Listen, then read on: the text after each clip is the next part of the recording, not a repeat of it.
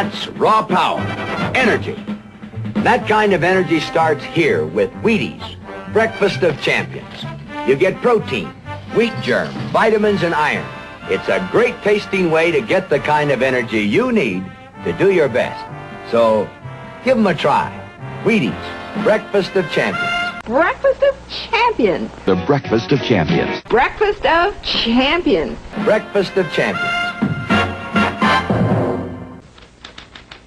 We all see our lives as stories, it seems to me, and I am convinced that psychologists and sociologists and historians and so on would find it useful to acknowledge that.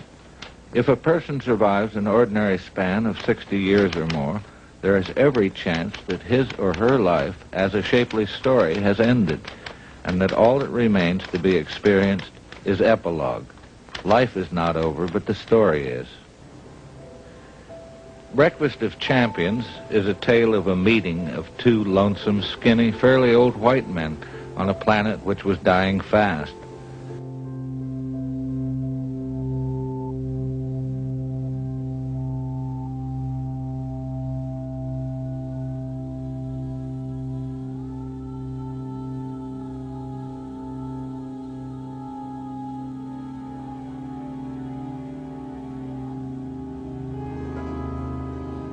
I think I'm trying to clear my head of all the junk in there.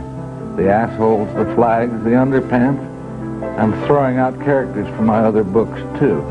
I'm not going to put on any more puppet shows. I think I'm trying to make my head as empty as it was when I was born onto this damaged planet 50 years ago.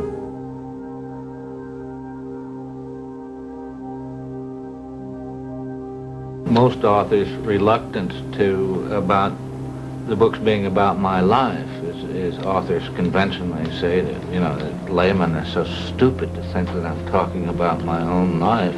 My position is it's all I have to talk about. I'll take full responsibility for having experienced every event in any book.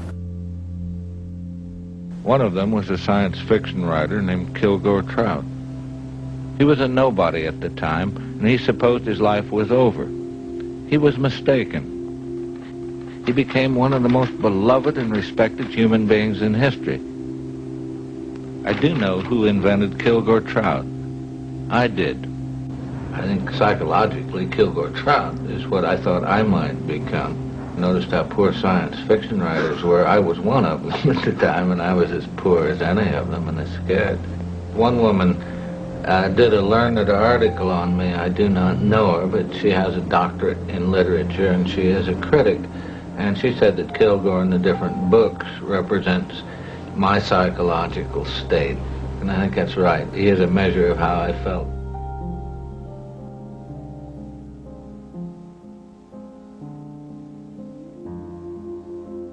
Bon voyage, I said.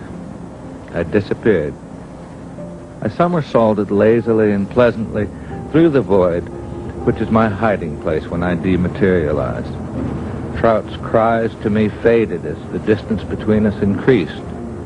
His voice was my father's voice. I heard my father became his partner in architecture, and the Great Depression hit, and there was no business done in architecture as buildings stopped. And so my father, when I knew him, was a demoralized man, as there was no work for him to do. And he had every reason to be grumpy and melancholy, as there was no way for him to make a living. And so he was in a state of embarrassment when I knew him. Here was what Kilgore Trout cried out to me in my father's voice. Make me young. Make me young. Make me young.